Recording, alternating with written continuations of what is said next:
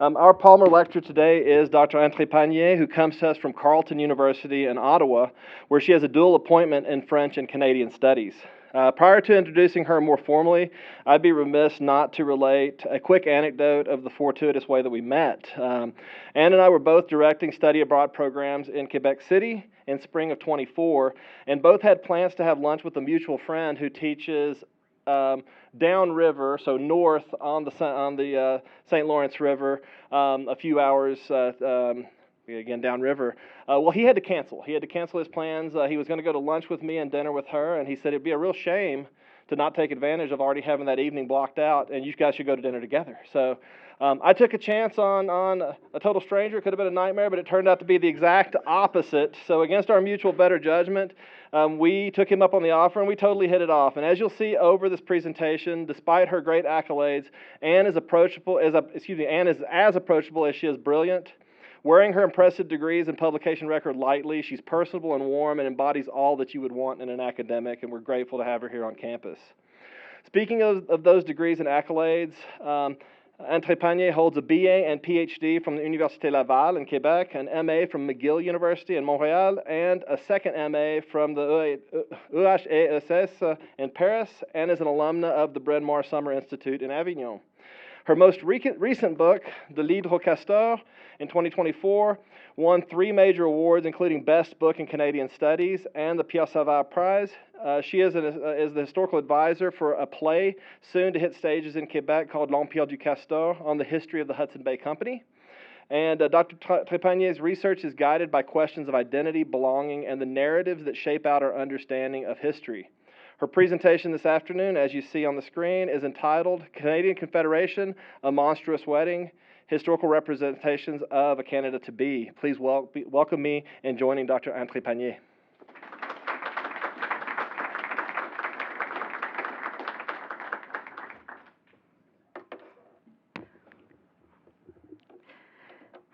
Thank you so much. Thank you for the blessing, the prayer. Thank you for the wonderful introduction. Thank you for taking me for lunch and dinners and walks. So I've made friends already in your community, and it's an honor to present the Palmer Lecture in Canadian Studies at Brigham Young University today. I'm deeply grateful for the opportunity to share my research and reflections with such a distinguished community of scholars and students, and overall welcoming human beings. A special thanks to my special dinner friend in Quebec City, and to Chris Hudson also for inviting me, to Stan Benfeld, director of the Kennedy Center, and all the friends I made so far.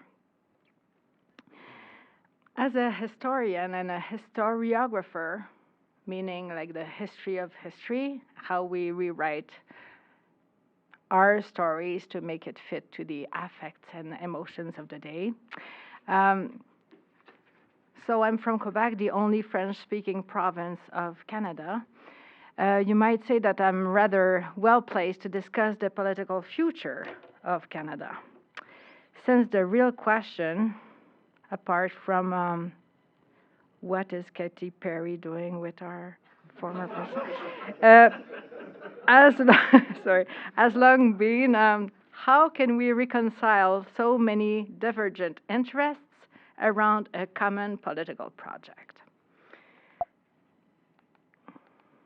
So hopefully this lecture offers a chance to explore the rich and complex narratives that have shaped Canada, and to consider how historical and cultural imagination continue to influence identity across our two countries. As historical events and figures are either celebrated or splashed across headlines or toppled from their pedestals, and as Canadians question the relevance and longevity of the British monarchy, my research seeks to answer a historical question without knowing its future success. How was the Confederation of Canada imagined at the time? My talk today brings together representations of the Canada to be, drawn from newspapers and satirical journals published in the 4 British North American provinces before their entry in the Confederation, July 1st, 1867, meaning Nova Scotia, New Brunswick, Canada East, better known as Quebec today, and Canada West, better known as Ottawa today. There was a 5th province of North America, British province of North America, and it's Prince Edward Island, and it joined the later Confederation. I asked those newspapers and cartoons and satirical journals, editorials, the following question. Were there shared representation of what the Canada to be was going to be? And the answer is yes. There are many, and they were all negative. The texts and images of this Canada to be are remarkably rich in revealing the general mood of the emerging nation. Today, I'll present 2 of the major themes that have emerged from my decade-long research. Canada imagined, on the one hand, as a monstrous aggregate, and on the other, as a story of marriage, women, and family. The press, so I'll keep you with the map of Canada for now. The press is one of the rare sources that can truly reflect contemporary concerns and reflections surrounding the Confederation project. That's why I chose it as the primary source for my investigation. Across the pages appear many figures populating the debates of the time.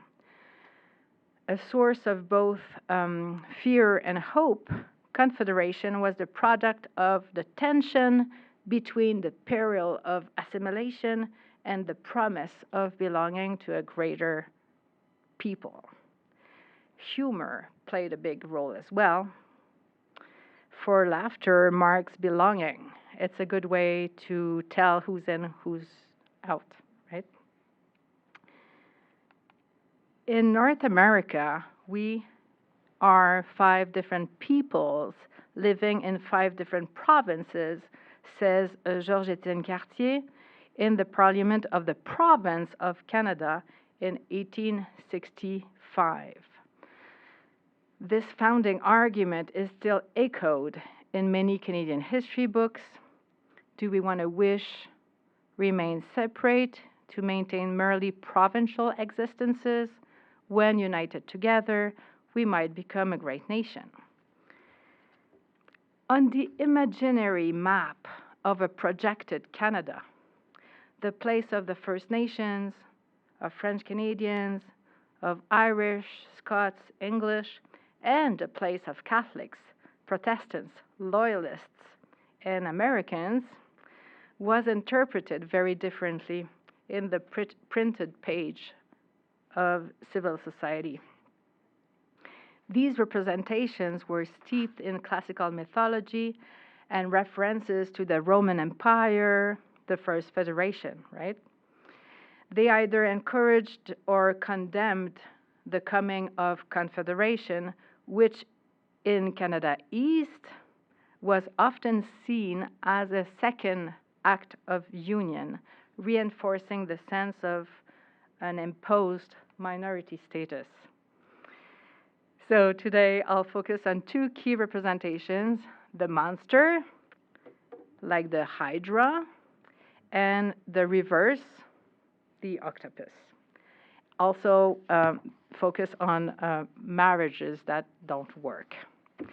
So these recurring figures and characters and fables and allegories did not always carry the same meaning. Monsters and domestic quarrels were among the most common visual tropes, and still are, to illustrate the political difficulties among various nations within the Canadian state, even today.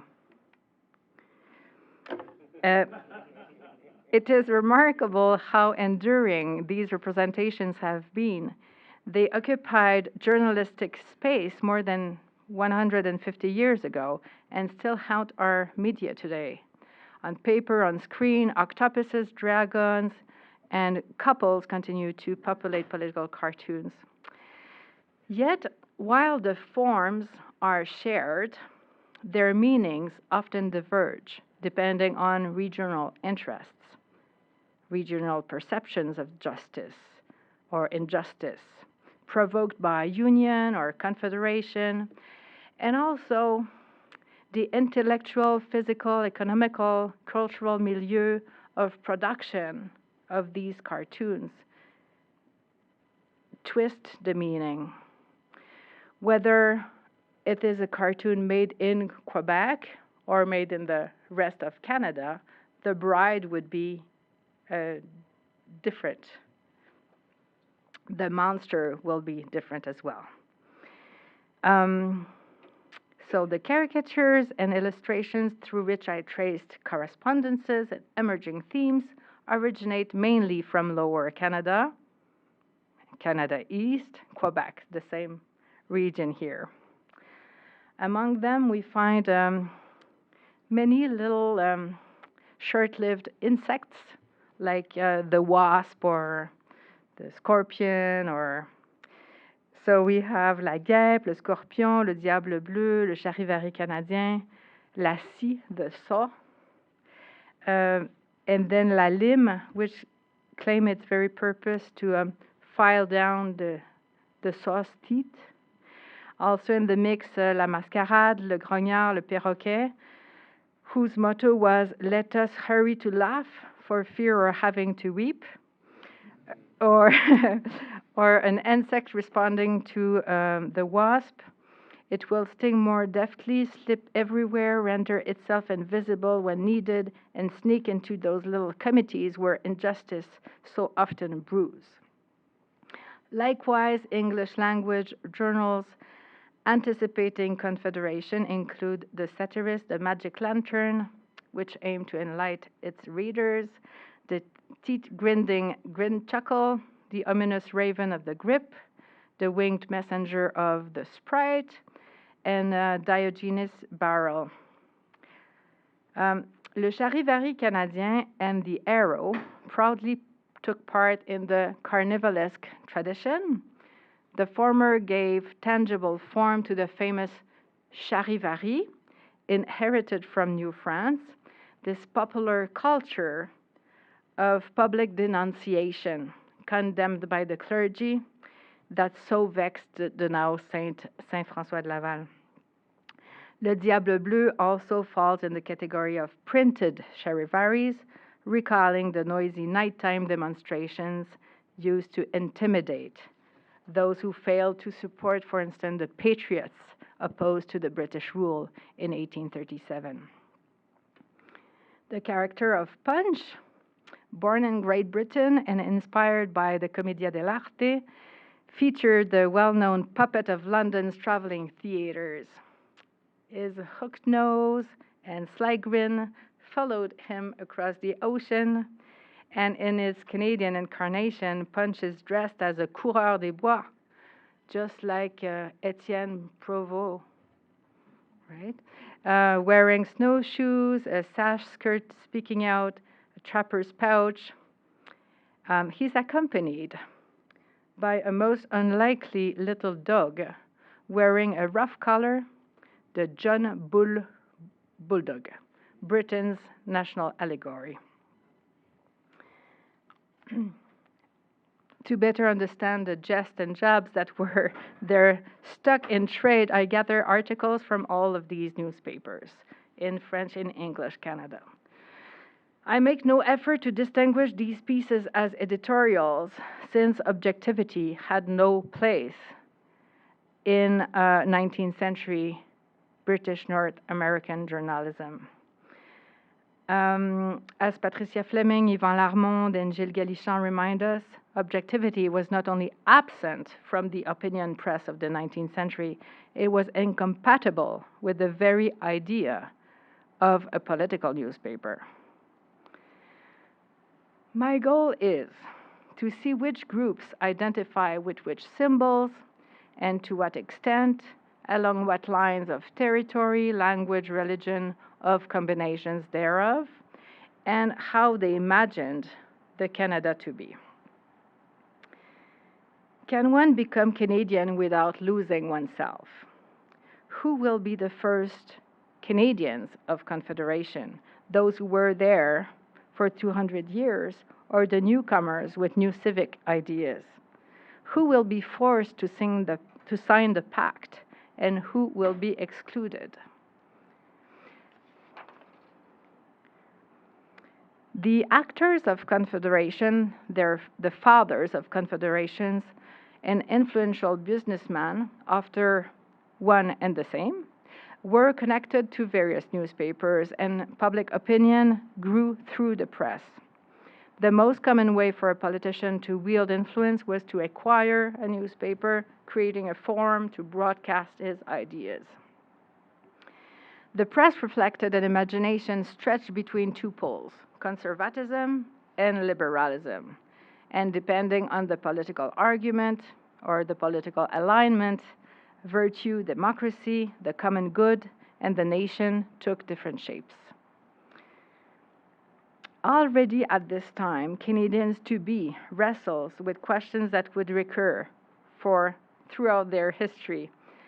What were their ties to Great Britain, from which they inherited the century-old imperial conflict between France and Britain, is one. So satire, whether visual or textual, relies on a classical rhetorical device, the part for the whole or the whole for the part.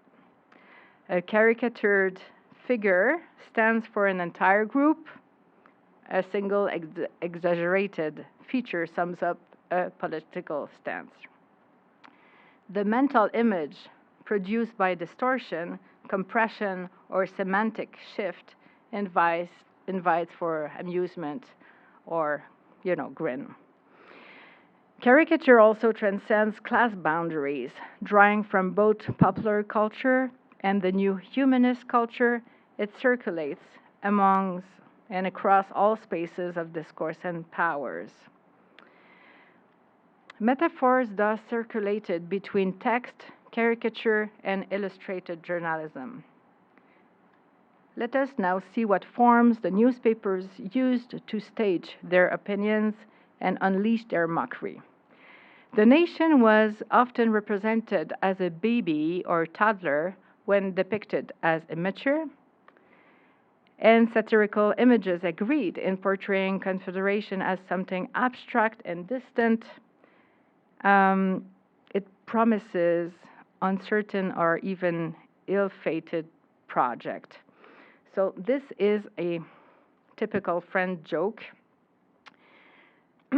Confederation is shown in the rising sun or fading sun, but still it is in the middle of the biggest star, which in French is astre. Okay? Alors, la Confédération est dans le plus grand désastre. Okay? So, in the biggest of disasters, right? And so this is a recurring joke that will come in newspapers or will be in the corner of a cartoon, for instance. For instance, there's another one. Confederation was often inscribed on mountains, along riverbanks, on horizons, or on towers under construction. So again, the same recurring joke, Confederation dans le plus grand désastre, as the national capital is being built. In 19th century journalism, this binary system of women and man served to describe power relations between the British North American provinces, namely Lower and Upper Canada, or the Maritimes in Canada, or Canada and United States, or Maritimes and United States, and or with the United Kingdom, major players of pre-Confederation period. When Canada or one of the British North American colony is in a position of power, its visual representation is masculine. When it's precarious or vulnerable, its allegory is feminine.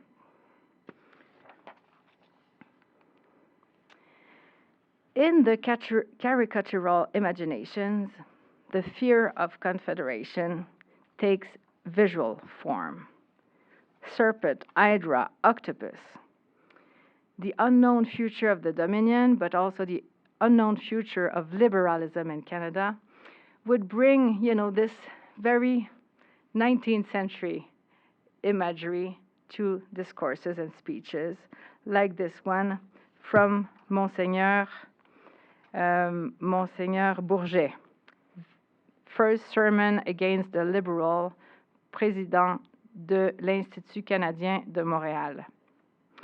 Let us pray that this frightful monster of rationalism, which has once again raised its hideous head in the Institute and seeks to spread its poisonous venom through a pamphlet repeating the blasphemies uttered, may harm no one.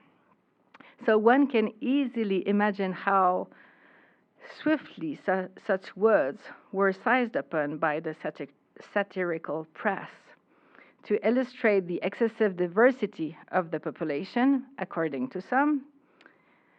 Source of chaos and discourse, the monster became a favorite image in satirical journalism. That's the first of many hydra to come. La Confédération introduced this reference that this fabulous beast with multiple heads haunts Canadian soil. The caricature took the form of a dialogue. Let me translate. So, young man, what do you see? I see a dreadful gorgon with many heads, its mouth flaming like volcanoes, advancing, menacing, terrible. Young man, what do you see? I see George Brown, relentless enemy of the French-Canadian race and nationality, raised high up in a shield. Brown, against whom our Catholic priests have hurled their fiercest invectives. I see him guiding this gorgon. Young man, what do you see? I see a lamb dying beneath those mouths that vomit death. Young man, what do you see? I see Mr. and Mr. Cartier and Cochon, men risen from the mire, and to the mire returning traitors, Iscariots, offering incense to the gorgon. Young man, what do you see? I see the downfall and annihilation, our weakness and their power. I see our ruin. So, easy to understand. The bilingual Canadians are Judas figures, men who have sold their souls and delivered French Canadians, Saint Patrons, Saint John's lamb, to be devoured.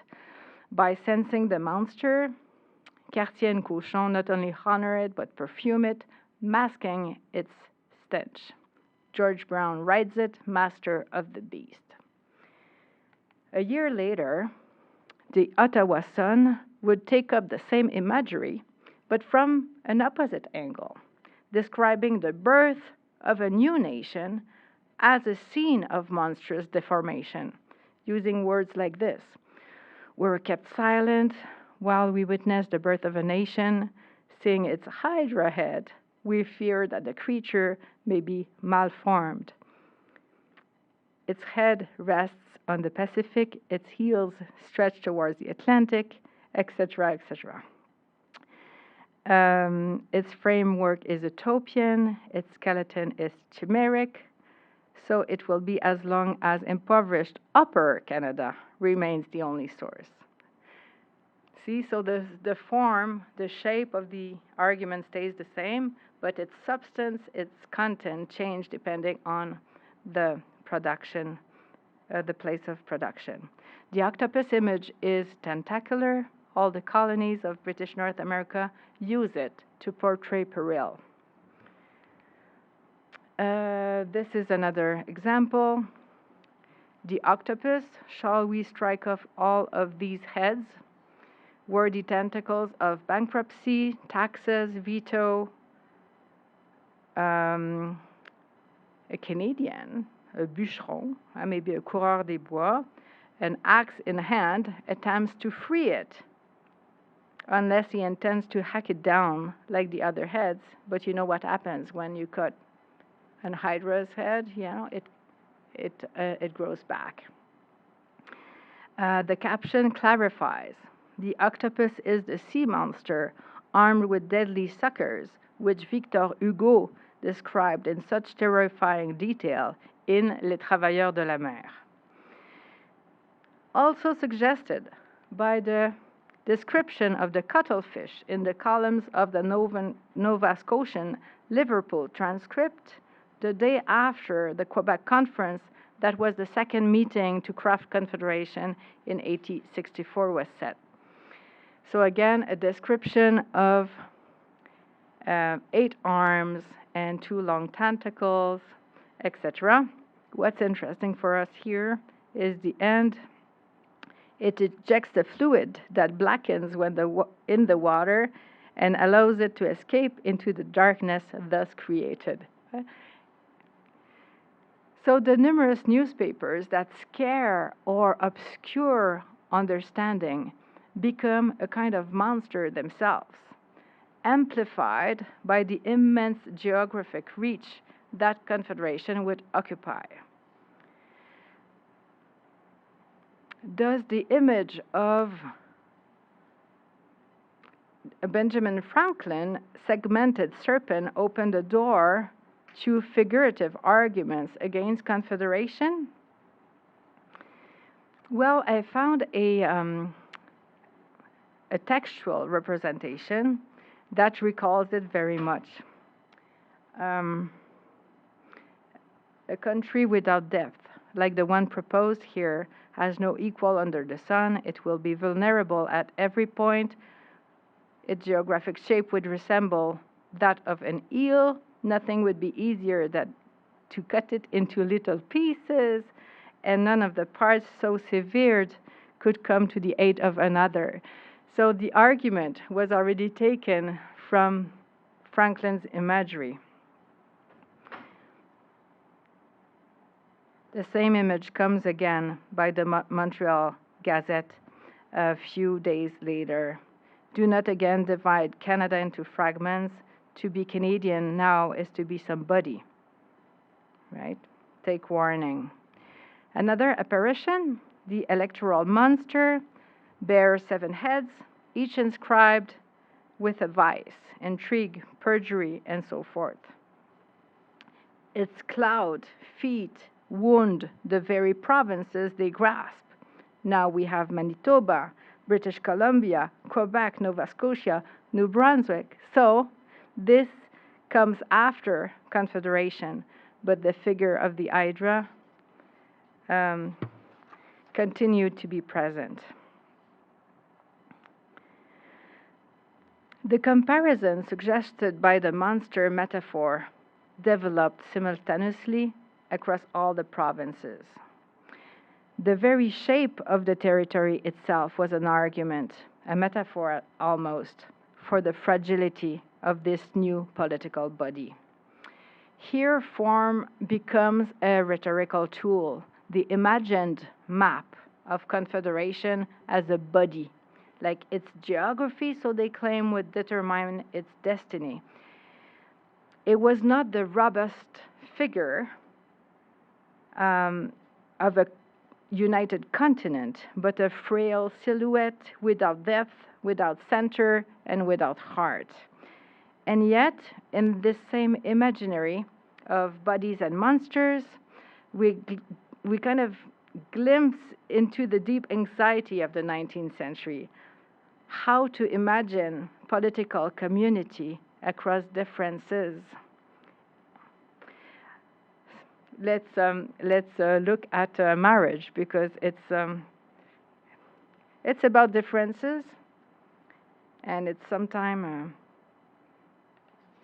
well, London decided on an act of union of Canada East and Canada West, well, of Lower Canada and Upper Canada in 1840, after the Great Rebellion of the Patriots. Canada East was composed of French Canadians, Catholics, and Canada West, now Ontario, composed of Protestants, many of them being loyalists, so immigrants from the United States who stayed loyal to the British Crown. Canada was then in a forced union, Canada East and Canada West.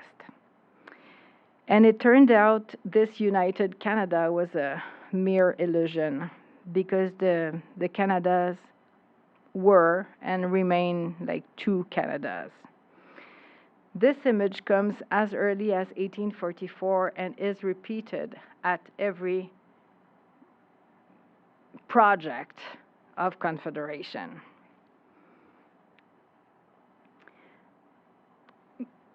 Mr. Bull, representation of Great Britain, forces the marriage of the nice bride, of course, Canada East. And in this case, Canada West is a kind of a little Gavroche, person without, a young child without money, and begging to marry the beautiful young lady.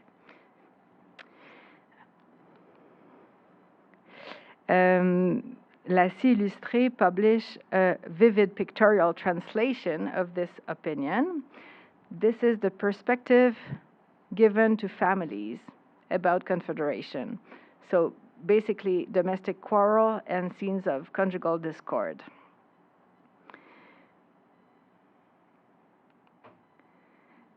Since the Union, the boundary line between Upper and Lower Canada has been purely imaginary, says one. Considered from this point of view, the comparison changes and the boundary line is no longer the old border. There's the population of the western end of the peninsula, which, either because of its more frequent contact with the Americans or for some other cause, is essentially different from the rest of Canada. We have different manners, etc.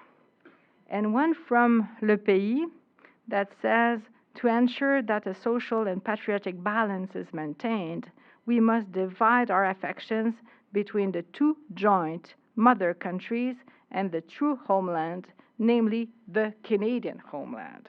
We must appear to be and act as Canadians above all.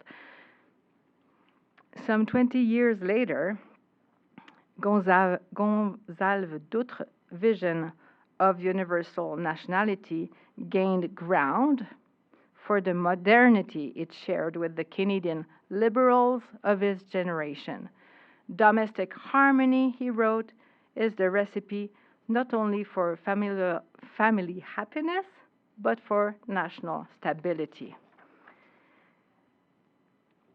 So, if we need a strong marriage and unity and happiness, we need to keep it safe from the many perils, right? But with an association with the British monarchy, for Catholics, the image of divorce would condense everything that would appear deceitful of contrary to divine law, because Catholics don't divorce and Protestants do. Okay? So to remain virtuous, to avoid losing themselves in the other, Canada East had to resist its suitors, whether British or Americans. So this cartoon, titled The Benefits of Confederation, published in 1865, depicts a moral crisis about national responsibility. Wilfrid Laurier himself would later write that Confederation would be the tomb of the French race and the ruin of Lower Canada. At the center of the image, you see a medallion bearing the word Amen that lies cracked. So be it, the picture seems to cry in despair. Within its cameo, an angel and a dog, symbols of purity and fidelity, look like chipped ornaments. The cartoon is captioned Divorce.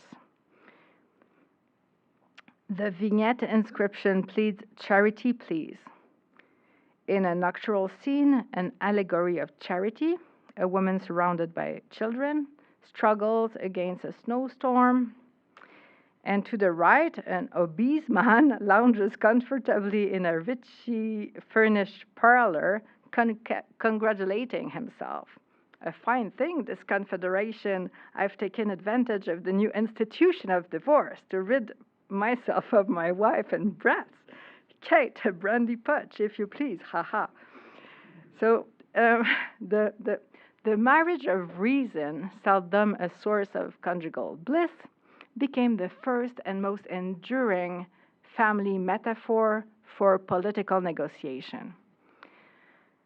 There are many, but I'll focus on the cartoons.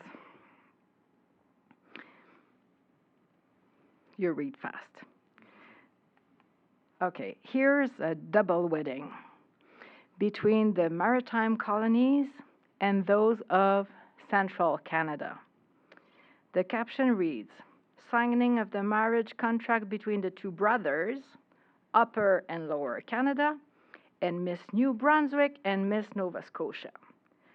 Adoption of young Prince Edward Island. The ceremony is strictly family.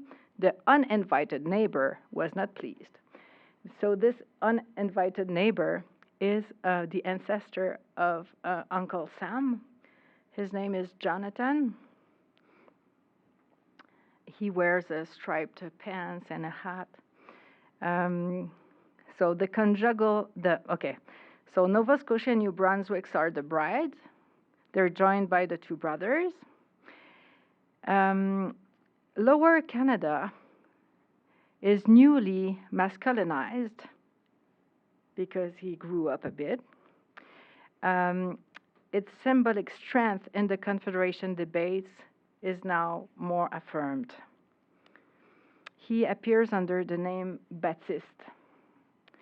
The conjugal union perfectly mirrors the rational alliances between the rival brothers, Upper and Lower Canada, and Prince Edward Island looks on as a child, hesitant, sheltered by her older cousins, clearly too young to enter the adult world of Confederation. But more than a marriage scene, this caricature is a family portrait. On the wall, portraits of Queen Victoria and Prince Albert, signifying the great lineage into which the newlyweds will introduce their offsprings.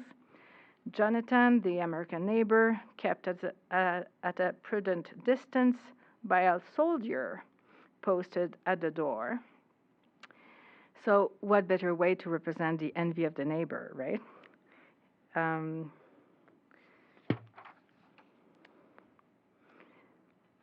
In the East, we also have a very vocal disapproval of Confederation. So here's a mock wedding announcement describing a forced and scandalous union, defying good taste, reason, and the moral and civil laws alike. So it's a tragic match, united a beautiful and wealthy young woman in her prime, Nova Scotia, with a hideous, stormy, and bankrupt old man, Big Brother, Canada. So Canada is referred to as one because Union of Canadas, right? Who officiated? According to the satirical notice, no other than traitors, rebels, annexionists, bound together in the ugliness of their task. So, yes. This scene, however, ends on a hopeful note. The bride's friends, numerous and powerful and well organized, plan to rescue her from this unhappy match orchestrated by the British Parliament. They intend to begin divorce proceedings at once. Whether a victim or a temptress, woman is often called upon to embody frivolity or worse, self-interest, as in this image where a naive young woman plays idly with the serpent of political corruption, astonished by her companion's alarm. Why? What is it, my dear old coward? I'm only playing. He's not going to bite me, declares Mademoiselle Canada to Mr. Bull, representing Great Britain. So from women in peril to women in perdition, it is but a single stroke. The woman of ill repute threatens to drag the nation down with her. When Confederation is imagined as a marriage, the female body bears the imprint of politics. When it is imagined as a divorce, she becomes the vessel for moral decline. So in both cases, woman serves as an allegory for the nation's vulnerability. Here again, the nations are frivolous. So Lower Canada on one side, Upper Canada on the other side, and they're both depicted as women. I'm for Confederation because afterwards we'll go to London, we will visit the tower, you'll take me to dance, etc. And in the near identical reflection, Upper Canada appears to the eye of the United States as she says, I'm for annexation because my darling will take me to New York to drink beer, etc., right? So the caricaturists, of course, were observers of an anxious and unstable world, one in which the balance between colony and empire, English and French, masculine and feminine, was continually being negotiated. The conjugal bond stands in for the imagined bond between the provinces and between the colony and its imperial parent. Here, the father does not care much for the future of their daughters. So John Bull is the father, to young ladies, the colonies. Money, soldiers, what need have you of all that, my dear daughters? Does my moral protection not suffice? Who would dare visit you at my side? My dear, I would sacrifice everything for your happiness, everything including my umbrella. But don't ask me for money of soldiers. Umbrella is a big joke for London because it rains all the time there. So every reference to London or British Empire is often accompanied by an umbrella. So the repeated invocation of the forced marriage captures the sense of coercion that either French Canadian or Acadians or, any region that thought they were oppressed use that image. The bride's consent is imagined as the measure of political legitimacy. Okay, a few more to end. Here, the young Miss Canada refuses the wedding gifts of a rejected suitor, our dear Jonathan, under the watchful eye of her protective mother, Mrs. Bull. She decides to remain single.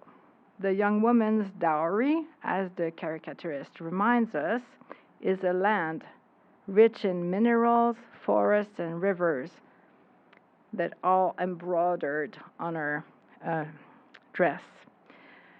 The words Red River, referring to the famous Métis territory, are embroidered or more likely beaded on her draped gown. On another scene, Mademoiselle Canada holding a small basket of local products, tells Jonathan that her heart is not for the taking, that she only wishes to trade with him without tariffs and on fair terms. I added this one. So they tell me, Madame, you have no objection, and I'm sure the young lady is sensible enough to appreciate a good offer. Mrs. Bull says if she wishes it, I will certainly not oppose her. She's old enough to know what's good for her. But then she says to her mother, again, I'm flattered by his good intentions, but I want to remain single. So once again, Confederation is imagined through the theater of courtship, but here the young woman asserts a degree of self-possession. She chooses prudence over passion, trade over marriage, autonomy over dependence.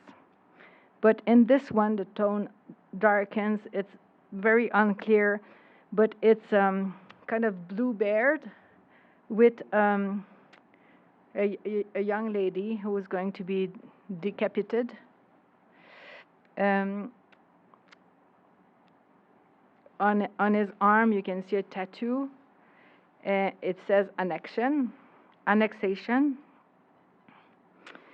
The scene echoes the fairy tale, Anne, my sister Anne, don't you see anything coming, right? And from a distance, an old lady with spectacles and a handkerchief waves back, sighing, I see riders, but far off, very, very far off, right? So the message is unambiguous. Once again, Canada, defenseless, is threatened with decapitation. Why decapitation? Because in the event of annexation, her capital would no longer be Ottawa, but Washington.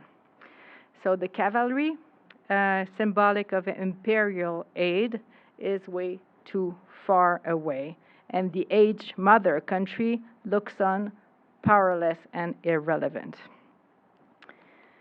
Okay, in this last vignette, a lovely young woman hesitates before being seduced by the elderly Mr. Lincoln.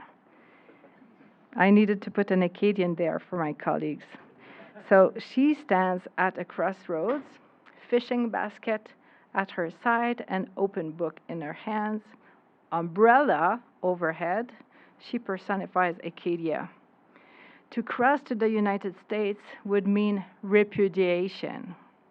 So her anxious guardian, Joseph O, sits nearby, his top hat overturned, his embroidered handkerchief in hand. Acadia seems on the verge of falling into the trap, dangerous there. The cornucopia offered by the American suitor bears the inscription British Supremacy, Concordia Salus, a motto that celebrates both British supremacy and peace in the spirit of the Pax Augusta of the Roman Empire, if you know what I mean. It's the peace after everyone has been squashed. So, what price must be paid for harmony amongst peoples of differing cultures and faiths? Covered with roses, and we know well that roses have thorns, the cornucopia is filled with documents. One scroll is particularly prominent, the NULA for the Intercolonial Railway, headquartered in Moncton. Okay, a last monster creeps into the imagination of Confederation.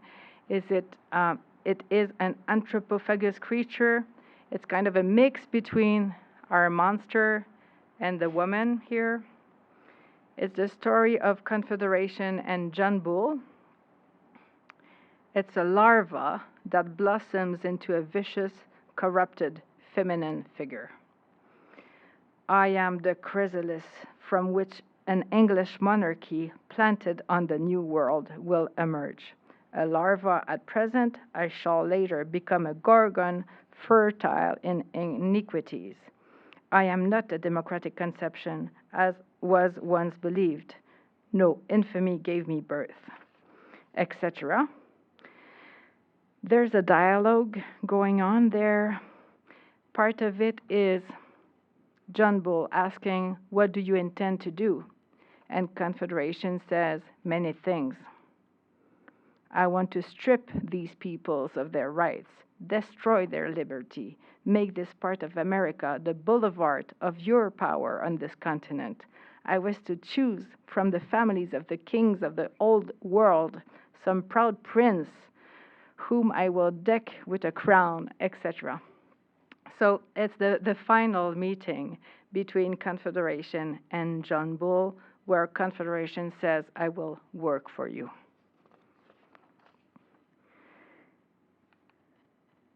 The metaphors of seductions and predation, both tentacular and petrifying, share a single desire to fuse opposites, to create something new from something old, whether a unified nation, a new nationality, a continental race, or even a supranational ideal. Across the period examined, we can trace a remarkable recentering of the French-Canadian identity around the geo-historical island of Quebec. It became both a symbol and a sanctuary, the enduring point of reference for a people who saw themselves surrounded, dispersed, although bound by faith, language, and memory. Thus, from the figure of Miss Canada resisting, politically refusing marriage, to the terrified young women menaced by Bluebeard, from the hydra of la Confédération to the suffocating octopus of taxation and veto, from an aristocratic vampire of John Bull to the segmented serpent of Dorion and Franklin, all these images belong to a single visual and rhetorical universe deeply rooted in the 19th century. They show us a society negotiating its fears through allegories. They stage with humor and with horror the profound uncertainty of becoming a nation. And in doing so, they remind us that political imagination is never purely rational. It is emotional, it is embodied, it is deeply visual, woven from myths as much as from laws. So that's it. To end, I would like to extend, of course, my heartfelt gratitude to the entire BYU community for presenting today and for the opportunity to engage with you. If you'd have questions for me, I have a few more cartoons I could show or just hear your comments and questions and interrogations, and thank you very much.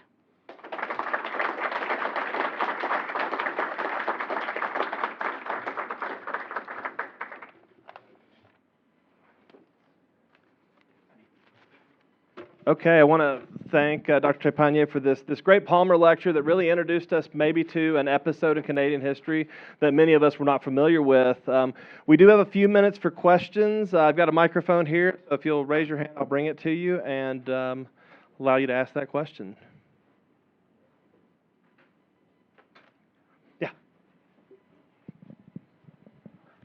So maybe this isn't a fair question since it's beyond the frame of your research, but how many of these images have continued to be used in the 20th and 21st century in caricaturizing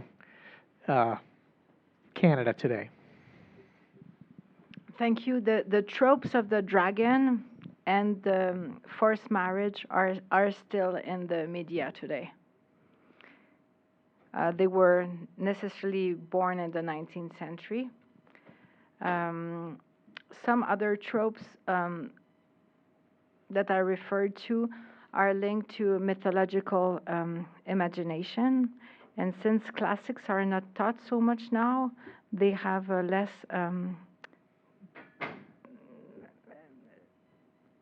mediation, let's say. But in the 19th century, there were lots of lots of Kronos eating their children, and Sisyphus pushing the rock, and governors being portrayed as um, as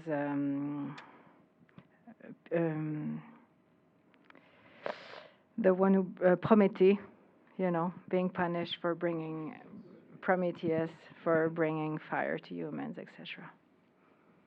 Leviathan as well. Yeah, Adam. Yeah, thank you. I'm curious about the language difference between, English speakers and French speakers, because in many of these cartoons that we saw, then arguments were being made about economic reasons, why they should not unite or other things. But how much of a concern, if any, was the language difference between these provinces? Thank you. The image of the Hydra speaks to that, because so many divergent interests, but also heads that don't speak to each other, because they can't speak the language of the other. So it's referred to through that. Same thing with the forced marriage. In the captions, often they don't understand each other, and it's a reference to linguistic differences. So we saw that there was some connection between what was happening in Canada at this time and the United States with the representation of Jonathan. To what extent, if your research touched on this, would the concerns and fears of the Canadian people have been exacerbated or not by what was happening in America with the Civil War and everything? Thank you. The Fenians, they came up to Canada as well, and there was a community of support for the Irish people, especially in the Maritimes. The Maritimes were looking at a plan, economic plan, and to be annexed to the United States was a real possibility. So the projects of confederations developed in two big conferences, one in the Maritimes, one in Quebec City. The one in the Maritimes was supposed to consider both plans, either to join United Canada or to join the US. But then it was hijacked by Canada, who said, well, we have better plans for you with a railroad, etc., and developed towards the West. So, but it was a real question and a real fear for the rest of those provinces. It was a real fear for Canadians recently united to be annexed to the U.S. We might have time for one more question if anyone has one. I also have an email if you wish. I was just wondering if any of these tensions still linger today. Very much, my dear. Yes. Yes. Very much. And in those days, the blocks or the groups were territorialized, if I may say. So the Upper Canadians, Loyalists, Protestants, now we would say Ontarians, were a pretty homogeneous group, as on the territory of Quebec now, the French Canadians, Catholic, were also a pretty homogeneous group.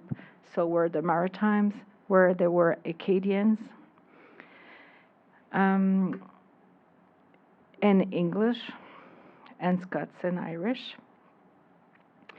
But nowadays, demographies change, right? So the territories still have specific economic interests linked to their natural resources and infrastructures, but the population is a bit more mixed. So Quebec has a renewed identity around territory and language, as the other provinces is not so clear. but they're not for bilingual Canada, that's for sure. Thank you. Thank you. All right, can I get one more round of applause for Anne Trépanier and this Palmer Lecture?